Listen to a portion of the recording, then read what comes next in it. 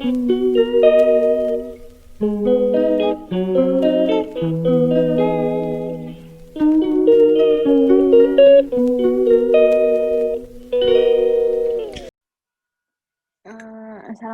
warahmatullahi wabarakatuh.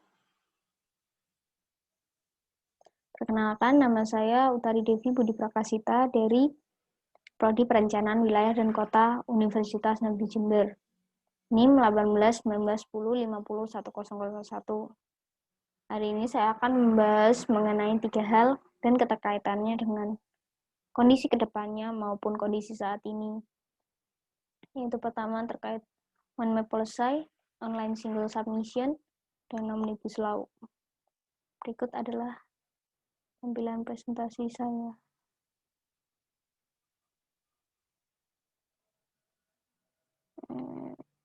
Sebentar.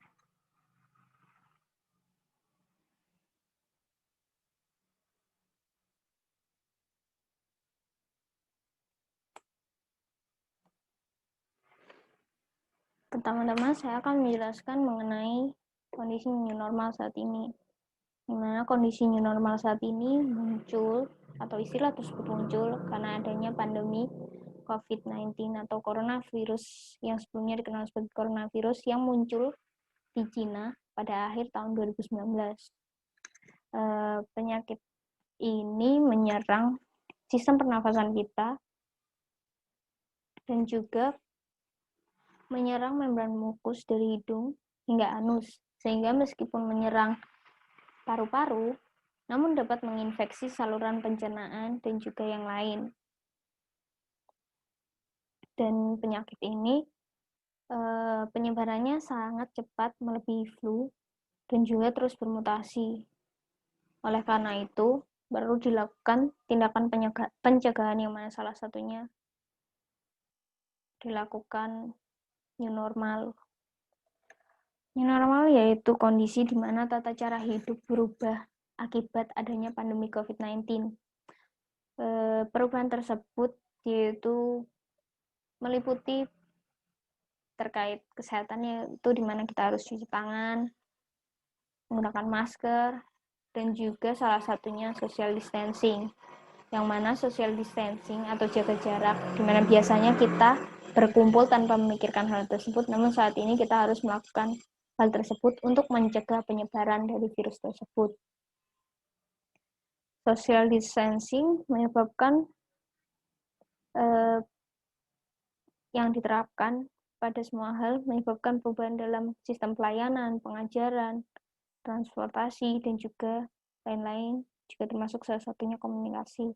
Sehingga pada beberapa aspek tersebut dilakukan dengan menggunakan media digital. Pada sistem pengajaran saat ini, salah satunya menggunakan Google Meet, Google Classroom, Zoom, BBB, dan juga jenis media sosial yang lain. Selanjutnya yaitu One Map Policy. Aturan kebijakan ini telah ada dan telah diterapkan sebelum adanya COVID-19, di mana tujuan pemerintah dari penerapan One Map Policy atau kebijakan satu peta tersebut yaitu dikarenakan adanya perbedaan isi data pada beberapa dinas, sehingga perlu diseragamkan dan disinkronkan. Dan tujuannya agar kebijakan atau data antar peta tersebut tidak saling tumpang tindih, sehingga menyebabkan kebijakan aturan tersebut saling tumpang tindih. Oleh karena itu, diseragamkan dan disinkronkan.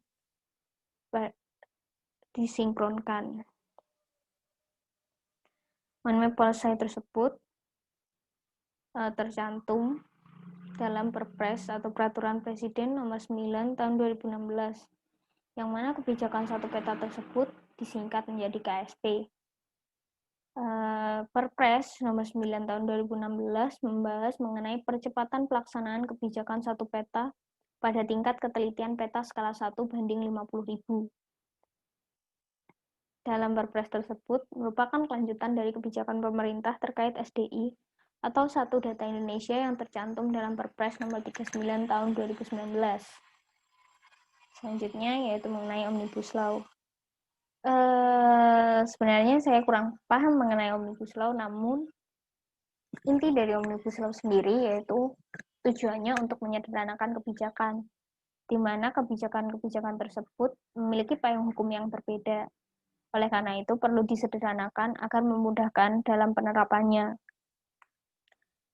Dalam tata ruang sendiri, terdapat beberapa perubahan dalam Omnibus Law, yaitu terkait klausal, perubahan kewenangan, dan juga perubahan kebijakan pidana tata ruang.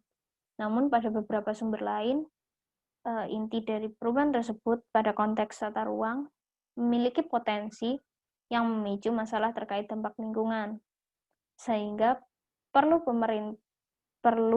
pemerintah untuk mengevaluasi lebih lanjut beberapa atau mungkin konteks-konteks tata ruang yang memiliki potensi memicu masalah terkait dampak lingkungan tersebut, sehingga nantinya tidak menimbulkan dampak negatif dari Omnibus Law tersebut. Selanjutnya yaitu terkait OSS atau Online Single Submission. OSS atau Online Single Submission merupakan suatu sistem yang diharapkan pemerintah agar mempermudah dalam pelayanan, yang mana pemberian pelayanan tersebut menggunakan media online. Media online maupun media digital seperti web. Pada penerapan OSS atau Online Single Submission telah tercantum dalam PP nomor 24 tahun 2018 mengenai pelayanan perizinan berusaha terintegrasi secara elektronik, yang mana OSS tersebut diterapkan dalam pelayanan perizinan berusaha. Dalam PP tersebut, wewenang lembaga OSS meliputi 5 aspek, yaitu terkait penerbitan perizinan berusaha, penetapan kebijakan pelaksanaan perizinan berusaha, penetapan petunjuk pelaksanaan penerbitan perizinan berusaha, pengelolaan dan pengembangan sistem, serta kerjasama dengan pihak lain dalam pelaksanaan, pengelolaan, dan juga pengembangan sistem OSS tersebut. Dalam ketentuan peralihan yang telah disebutkan, pelaksanaan kewenangan tersebut dimaksud dilakukan dengan koordinasi menteri, pimpinan, lembaga, gubernur, bupati atau wali kota, difasilitasi oleh menteri koordinator yang menyelenggarakan urusan pemerintahan di bidang perekonomian. Dalam perizinan berusaha tersebut, pelaku usaha yang telah mengajukan sebelum berlakunya PP tersebut, maka perlu diproses ulang sehingga disesuaikan dengan sistem OSS yang telah ditentukan berdasarkan ketentuan PP tersebut. Lembaga OSS berdasarkan ketentuan PP untuk dana atas nama menteri, pimpinan, lembaga, gubernur, atau bupati wali kota menerbitkan perizinan berusaha sebagaimana dimaksud sesuai dengan kewenangannya, termasuk perizinan berusaha yang kewenangan penerbitannya telah dilimpahkan atau didelegasikan kepada pejabat lainnya, yang mana hasil keluarannya yaitu berupa dokumen elektronik. Dokumen elektronik tersebut telah sesuai dengan ketentuan peraturan perundang-undangan di bidang informasi dan transaksi elektronik. Dalam dokumen elektronik tersebut tercantum tanda tangan elektronik. Tanda tangan elektronik tersebut secara hukum telah sah dan juga mengikat, ketentuannya berdasarkan hukum, dan dapat dijadikan sebagai alat bukti sesuai dengan ketentuan peraturan perundang-undangan, dan dokumen elektronik tersebut dapat dicetak atau di print out. Berdasarkan rincian alur PP nomor 24 tahun 2018 tersebut, berdasarkan OSS, yaitu maka pertama, pelaku usaha mendaftar melalui OSS atau Online Single Submission, di mana pendaftaran dilakukan dengan mengisi NIK, nomor pengesahan akta pendirian, nomor pendaftaran PT, yayasan, badan usaha yang didirikan oleh yayasan koperasi, persekutuan komoditer, dan lain-lain.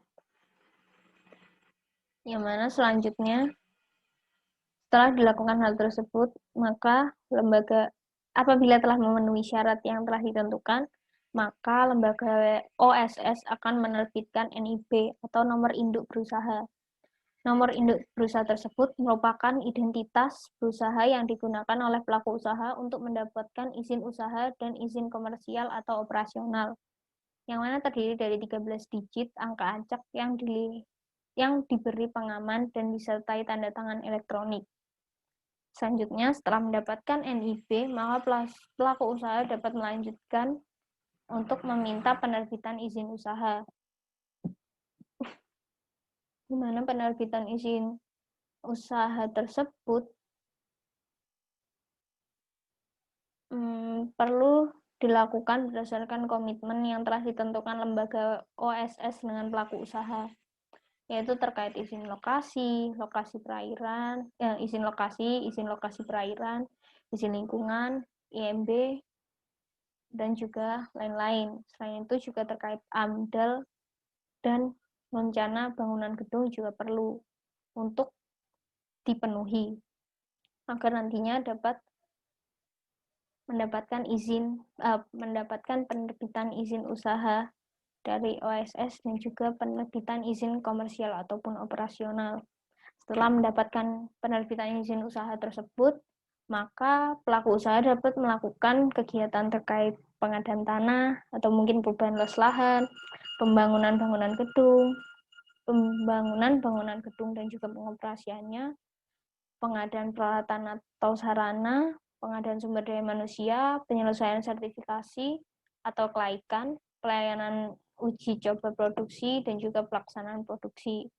Selanjutnya, pelaku usaha dapat meneruskan untuk penerbitan izin komersial dan operasional. Setelah memenuhi komitmen yang telah ditentukan, yaitu terkait AMDAL dan juga rencana bangunan gedung tersebut, maka pelaku usaha mendapatkan penerbitan izin komersial atau operasional. Namun jika tidak memenuhi, maka surat izin tersebut tidak dapat digunakan dan juga tidak keluar apabila belum memenuhinya. Lalu apa hubungan dari OSS, One Map Policy, dan Omnibus Law? Dilihat kondisi saat ini, maka yang mana semuanya dimana semuanya melakukan jaga jarak dan aktivitas dilakukan di rumah, maka peran media digital sangat penting, sehingga adanya ketiga hal tersebut yang mana menunjang penggunaan pelayanan dengan menggunakan media digital yang menunjang efektivitas dan efisiensi sangat diperlukan. Selain itu, pada kondisi kedepannya atau nantinya setelah pandemi saat ini, yang mana pemerintah juga bertujuan untuk menerapkan Smart City, maka ketiga hal tersebut dirasa sangat penting.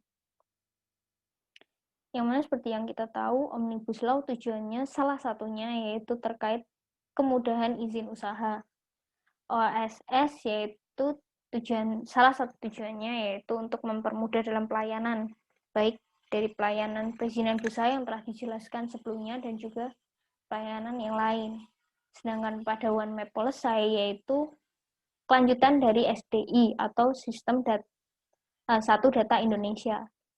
Dari ketiga hal tersebut, maka menunjang dalam efektivitas, efisiensi, dan keterpaduan. Sehingga nantinya dari penerapan tersebut mendukung integrasi dan keterpaduan antar lembaga dengan masyarakat, lembaga dengan lembaga dengan pemerintah, sehingga nantinya dapat mendukung Smart City yang akan diterapkan oleh pemerintah ke depannya nanti. Berikut penjelasan dari saya. Sekian penjelasan dari saya. Berikut adalah sumber data pustaka yang saya gunakan, dan juga apabila ada kesalahan kata, mohon dimaafkan, atau ada kesalahan dalam pemahaman saya, mohon dimaafkan. Sekian, terima kasih dari saya. Wassalamualaikum warahmatullahi wabarakatuh. Sekian, terima kasih.